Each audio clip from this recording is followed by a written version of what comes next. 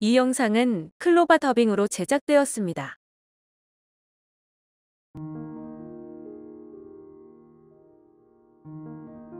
50일 대한민국에서 제일 큰 교회 목사가 될 수 있을까?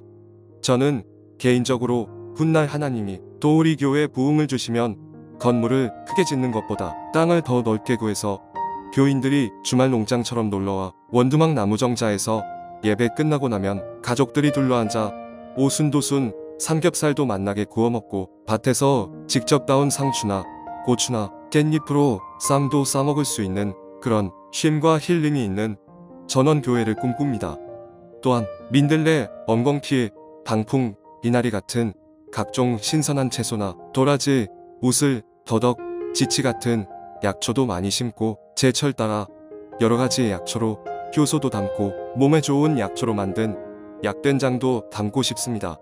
그래서 약초 항아리, 된장 항아리, 고추장 항아리, 간장 항아리 수백 개가 밭 하나를 차지하고 나란히 늘어선 그런 농원을 가진 교회를 만들고 싶습니다. 교회 안에 몸이 아프신 분들이 안수기도 받고 나음도 받지만 이런 하나님이 자연에 베풀어 주신 몸에 좋은 야채나 약초, 자연 음식들을 통해 건강을 회복하는 분이 많기를 소망합니다. 매일 기도할 때 그런 교회가 되도록, 그런 꿈을 이룰 수 있도록 하나님이 허락하시는 부흥을 주십사 하는 소원 기도를 함께 드립니다. 그런 기도를 매일 드려서일까요? 꿈을 꾸었는데 꿈속에서도 거대한 밭을 일구고 있었습니다. 우리 도우리 교회 땅이요, 교회가 관리하는 밭이라는데 좌우 끝이 안 보일 정도로 광활한 들녘처럼 넓은 땅입니다. 또한 그 땅 옆으로 작은 하천이 길게 몇 킬로미터 흘러가고 있고 그 하천과 일구는 땅 사이에는 사람 키보다 높은 논둑이 지어져 있습니다. 그 논둑의 넓이는 자동차로 양쪽 왕복해서 다닐만한 흙이 다져진 단단한 흙길이었고 여기저기 풀숲에서 텐트 치고 야영하며 낚시하는 사람도 있고 교회에 관광차 놀러왔다가 335 걸으며 사진 찍고 산책하는 코스도 잘 되어 있는 것 같았습니다.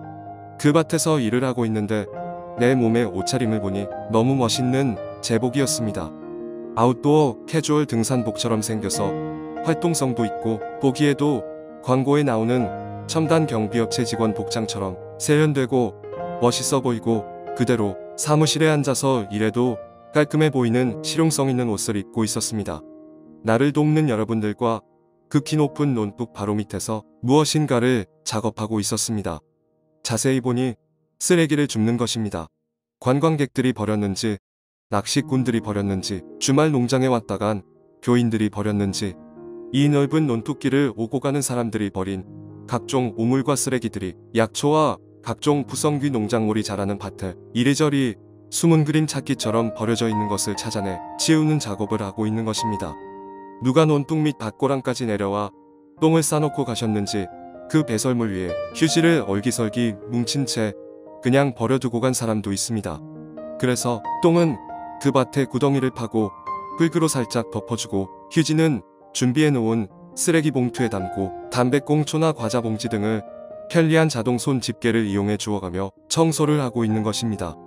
5월의 중순쯤 되어 보이는 날씨인데 한참을 청소하고 얼굴에 흐르는 땀을 닦으며 잠시 그 논둑길 바로 밑에 큰 돌이 있기에 깔고 앉아서 자라나는 채소들이며 날아가는 새들의 경치를 보며 쉬고 있었습니다.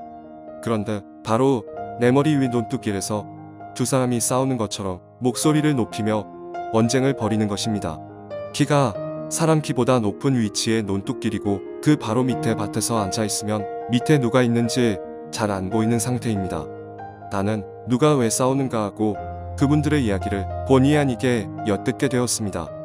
먼저 나이가 있어 보이는 분의 목소리를 들으니 내가 속해 있던 교단에 아는 나이든 목사님의 익숙한 목소리입니다. 실제로도 그분은 70이 다 되어 은퇴를 앞두고 있는 분이셨습니다. 그런데 그분이 잔뜩 화가 나서 자기 분을 참지 못하고 내뱉는 이야기에 제가 깜짝 놀랐습니다. 갑자기 고한영 목사 이름이 그분의 욕하는 소리에 들어있었기 때문입니다.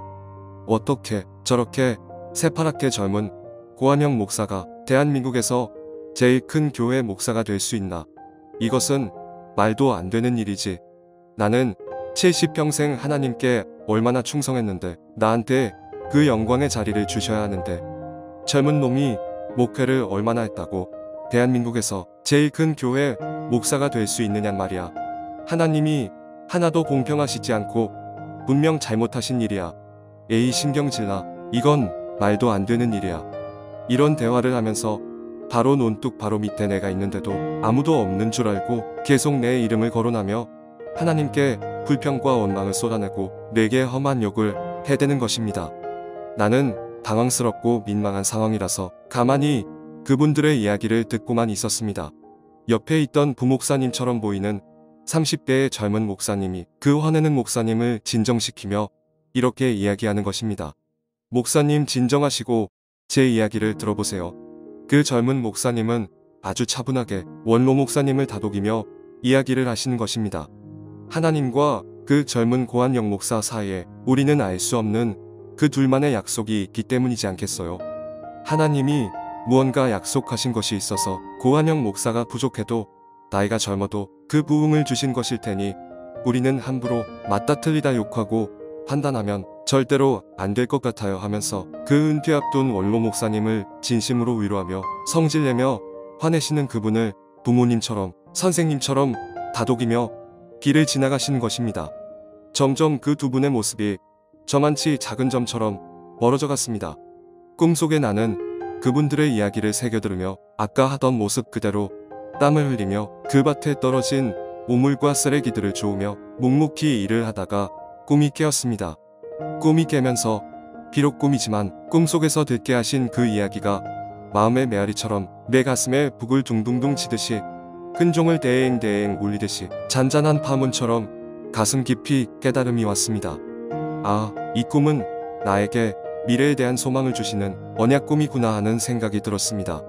새파랗게 젊은 나. 하지만 하나님이 이 젊은 고한영 목사를 하나님이 원하시면 얼마든지 대한민국에서 제일 큰 교회 목사가 될 수도 있게 하시겠구나 하는 믿음과 소망이 생겼습니다. 하나님이 여신 것을 누가 닫겠으며 하나님이 닫으신 것을 누가 열겠습니까? 하나님이 하신다 하면 누가 안 된다고 불가능하다고 조롱하고 판단하겠습니까?